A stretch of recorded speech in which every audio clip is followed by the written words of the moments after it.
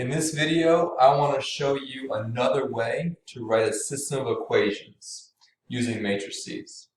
So here I've got 3x1 plus 2x2 equals 7, and 4x1 minus 2x2 is equal to 0.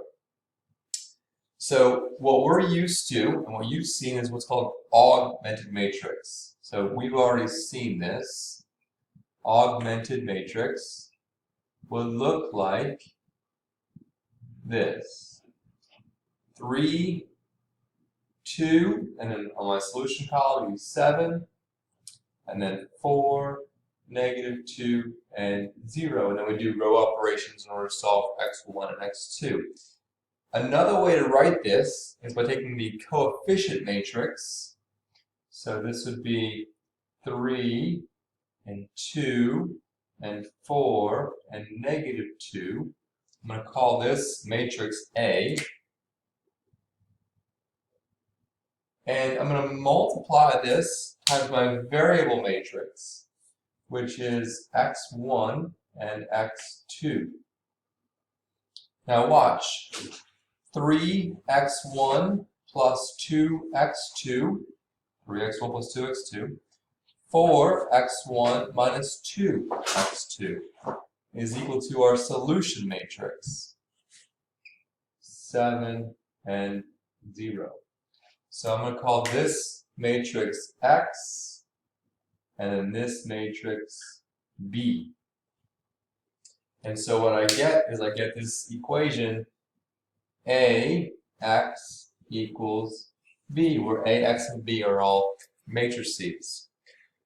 Now, if this were an algebra equation, it's not, right? It's a matrix equation. It's an algebra equation, I would divide both sides by A in order to solve for X.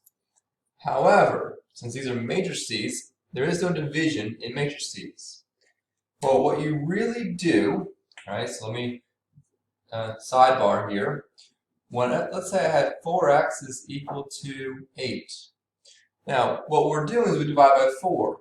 But now what we're really doing, right, what we're actually doing, is we're multiplying by the multiplicative inverse. And the multiplicative inverse of 4 is 1/4. And I do that to both sides. Now, it looks like division, and it is division, right? So I'm not changing anything. But what we're actually doing is multiplying by 1/4, and I get x equals, and 1/4 of 8 is 2. Well, since I don't have division, I need what's called an inverse, or a multiplicative inverse. And the inverse of matrix A is A inverse. So if I want to solve this, what I need to do is multiply A inverse times matrix A, and then my x is still there. And then anything I do to the left-hand side, I have to do the right-hand side as well.